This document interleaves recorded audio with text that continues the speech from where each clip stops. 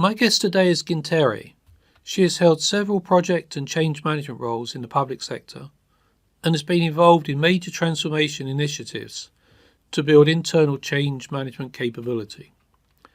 Currently, she is the co-lead of the London chapter of the Change Management Institute and chairs a cross-government change management group, both of which allow her to raise wider awareness of the benefits of change management and to help leaders and organisations see how crucial it is to ensure people are on board with any change initiative. She's also interested in agile culture and to see how that can help organisations, and in particular how small changes result in huge impact on organisations or on organisational cultures over time. Welcome, Gintare. Thanks so much for having me, Richard. So, you've held some pretty senior change management roles in the public sector. You've worked for a number of public sector organisations. How easy is it to create the business case for change management and to build that awareness in large organisations? Well, not easy at all isn't my honest answer, and I'm really sorry if you were, and the listeners, of course, were expecting a different answer. I guess that's one of the greatest complexities when working with really large organizations, which public sector organizations tend to be. It's around achieving that consistency of anything, if you like. So, you mentioned a few of the roles that I held over sort of the past few years. One was working for an organization that's 250,000 people strong. The other, 100 times smaller, but operates across 108 countries worldwide. And my task at hand was very much to create that change management capability from scratch. Of course, starting with that change management awareness and case for change management. And I must say that whilst those organizations were really different, the challenges that I ran into were actually quite similar. And I do actually have a few tips that I could share if you think that would be of interest. I think any tips that you can share to help people avoid the same problems and maybe get there faster would be brilliant. So please share. Yeah, okay, sure, great. So first of all, if you are there to raise a change management awareness, which generally should be the first step in building change management capability, especially if you're operating in low maturity environment, then you must know that you are now in sales job. So you have got to treat it that way.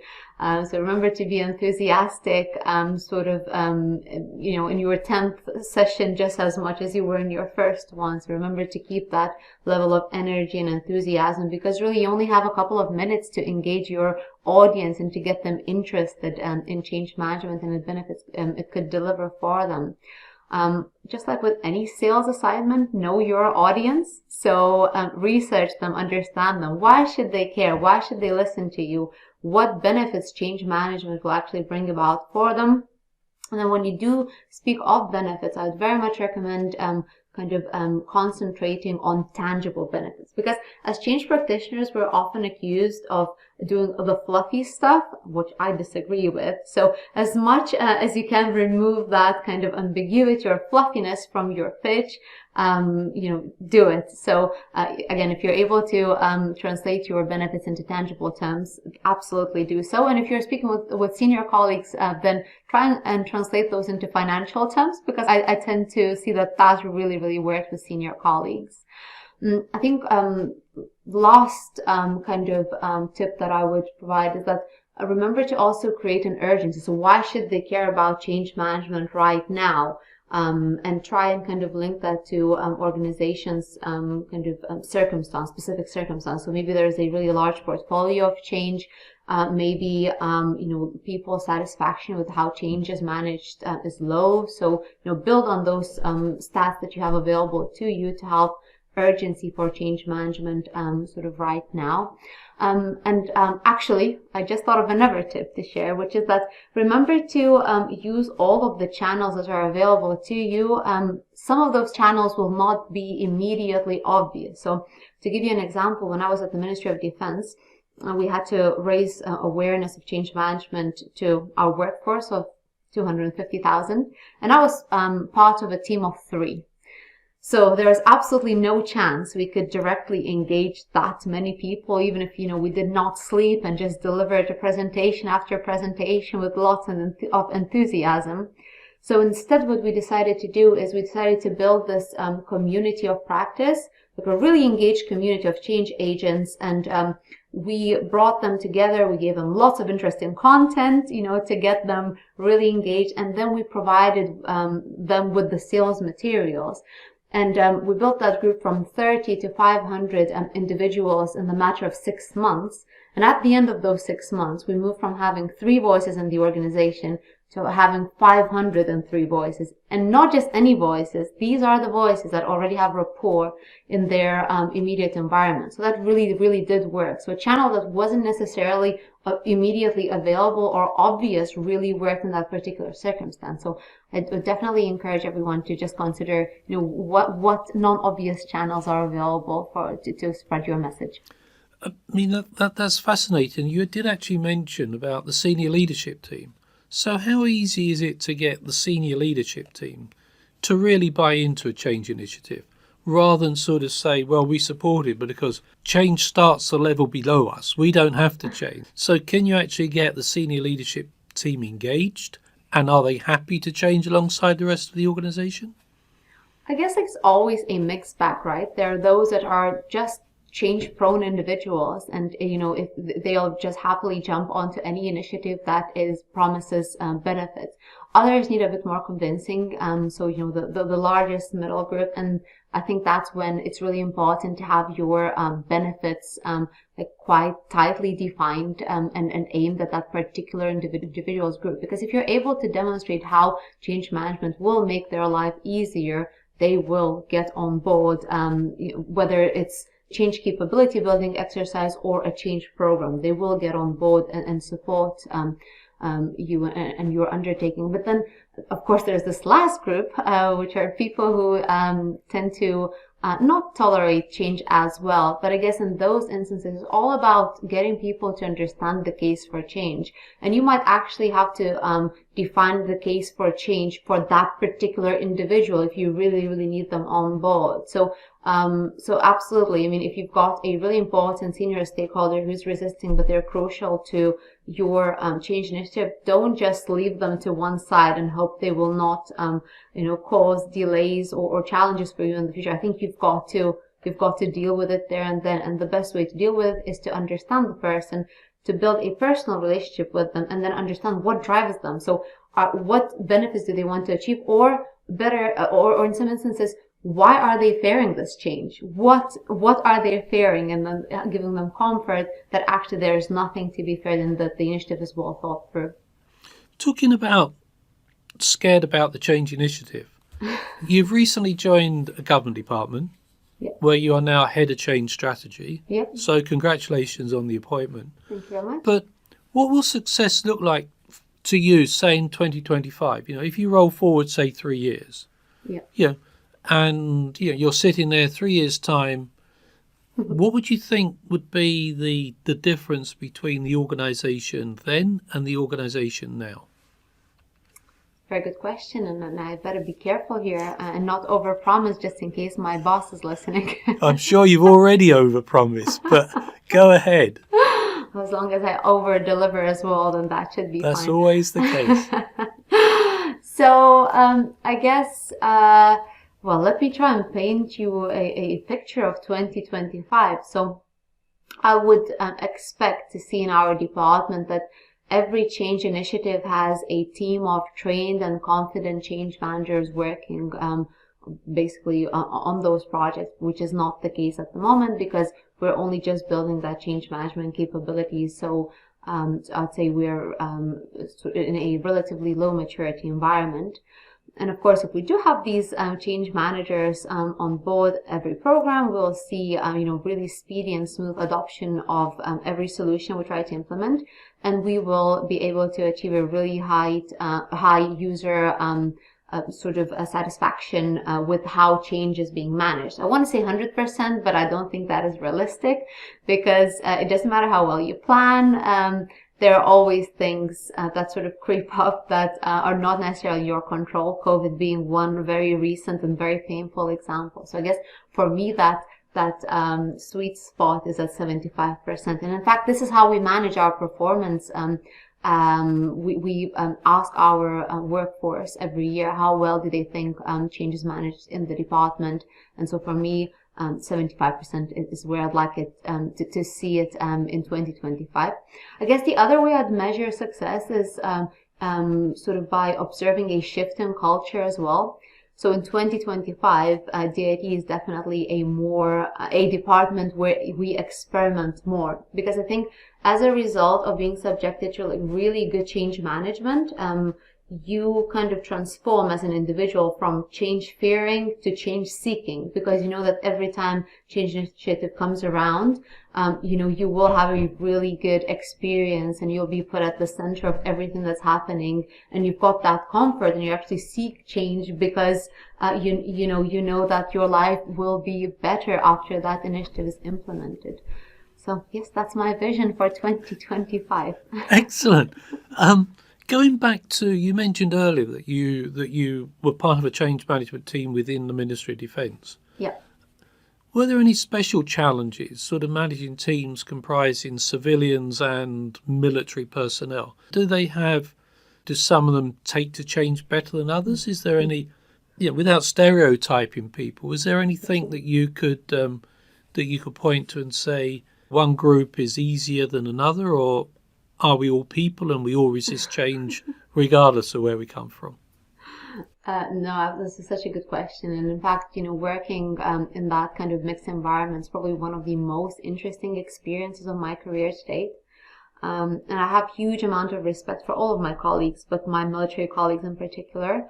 And of course, goes without saying, there are significant organizational and cultural differences between military and civilian organizations for good reason. But I guess the way that I like to explain it is that as civilians, we only have a single kind of expectation placed on us on how we should work, right? Military colleagues do not have that same thing. They have actually multiple expectations placed on them. So when they're in the field, they're expected to be, to follow the orders rigidly. Then as soon as they're not in the field, they're expected to almost like switch to a completely different way of working and switch into these like really agile and modern and lean organizations where they experiment a lot and the structures are flat. But of course, that's not how it works in practice. So I feel like we place lots of expectations on our military colleagues, but we don't necessarily give them the right opportunities to learn how to make that switch quite quickly, leaving alone the fact that it is actually really difficult to switch at that pace for anyone, whether it's military or civilian colleague. So whilst, of course, that kind of direct order culture does exist in military, in order to allow people to kind of experiment more and to remove that when the colleagues are not in the field, so when it is appropriate, the empowerment agenda is really, really high on the department's kind of culture evolution agenda. And there are already so many great leaders that will go above and beyond to empower their teams and they have no problem letting go of that power or perceived power in some instances. And of course, there are those that are, not as keen to change and they're more set in their ways. And have trouble letting go of that power, although it is in some instances perceived that doesn't really matter, I guess. So my experience, of course, I've met such stakeholders, but each time I was able to really quickly bring them round to the kind of empowerment agenda and to get them to kind of empower their teams a bit more by explaining the case for change. And in this instance, the case for new ways of working across the military is so that we are able to remain a leading military power in today's fast changing world. So we want to remain leaders. We've got to develop solutions faster. We've got to experiment more. And I guess you can only do that if you feel empowered, because if you are working in a culture where you fear change, you fear to propose new things because they might fail, then of course you will not kind of realize that kind of pace of delivery which is needed. And I guess when I explained that way, you could just see the clocks turning and people connecting the dots, and it worked for me every time. And then to kind of answer your other question, which is like, how do you then bring those different cultures to work successfully together? I have got to be honest, it can be quite intimidating to walk into that kind of military civilian environment for the first time, because the mood tends to be quite serious. I was actually kind of feeling maybe my authentic working style won't work there. So I was really tempted to just put my authenticity to one side and say, oh, I just better be just like everyone else, and, try and work outside of my comfort zone, if that makes sense.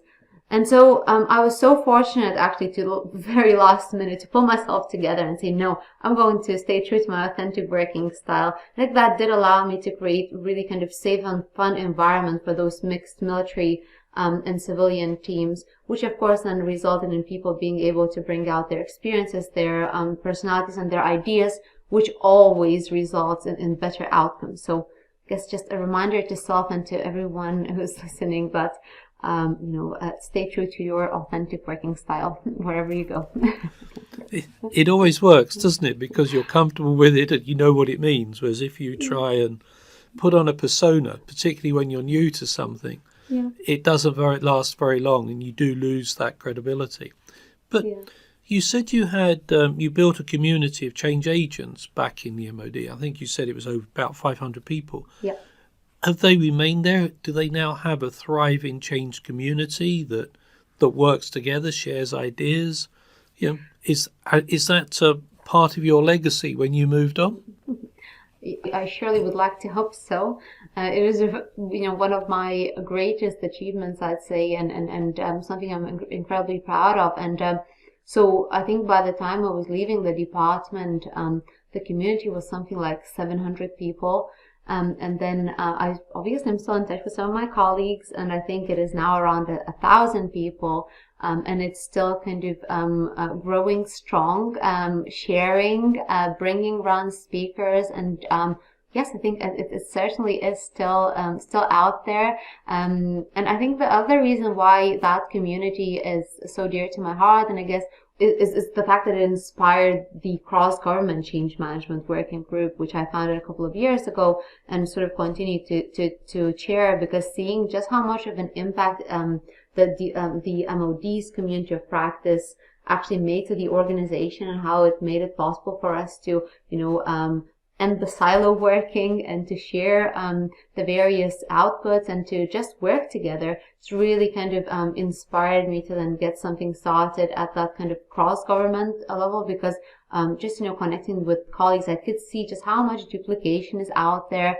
and how much unnecessary rework we're all doing. So yes, that defense community of practice is very near and dear to my heart.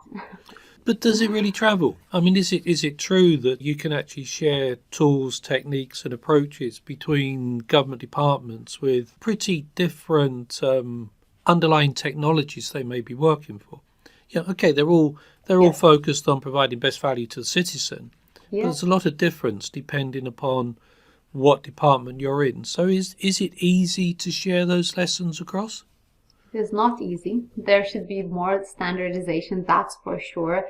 And we don't have an ideal solution to share the tools and the documents and to collaborate, but we do the best with what we've got. And I must say that COVID actually did result in very fast kind of change in how we are able to collaborate outside of our immediate department. So that's one of kind of one of the benefits that this situation, very negative situation, actually had to how we are working. And to be absolutely honest, I use now a lot of the tools that I have borrowed from my colleagues across the civil service. So when I need something new in my work or in my department, I don't sit down and create it, and I don't commission it. What I do is I first check out what we currently have.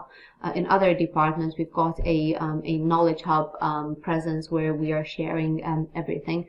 And then I'll reach out if I can't find anything, I'll reach out to the network and say, can you help me with this? Have you done this before? And with 22 government departments now represented, I tend to find lots and lots of answers and people willing to lend me a hand, which is really positive.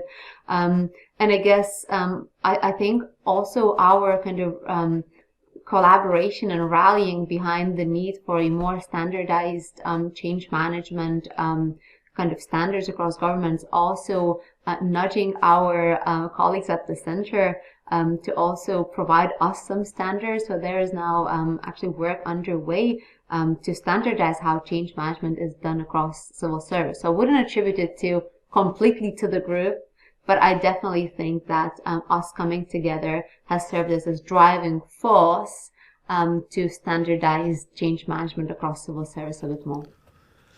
So, I mean, that's fascinating. So this collaborative approach that you have, involving colleagues from across different government departments to sort of share things. Yep. So, if you were asked by a new entrant, a new person just joined government, their first career, and they said to you, what do you think I should focus on? What do you think I should learn? What are the three things that you would tell them? What are the three things that you would have liked to have known when you started your career in change management that you now know?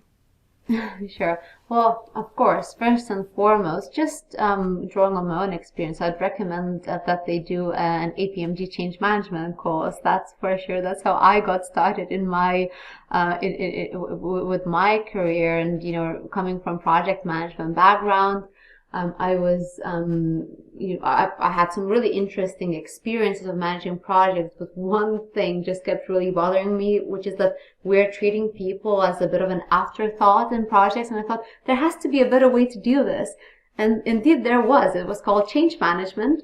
And then I found an APMG change management foundation, did the course, and I thought, yes, there is an approach of managing people through projects and change better. And so that definitely worked for me. And I can only share what worked for me. But in terms of like tips, three things. So first of all, remember that every meaningful conversation, relationship, personal or professional, starts with listening. So listen first, understand the other person, and then speak. When you speak, always approach it from the perspective of how am I adding value to the other person. I think that sort of mindset you'll find really opens the mind's hearts and doors. At least it worked for me.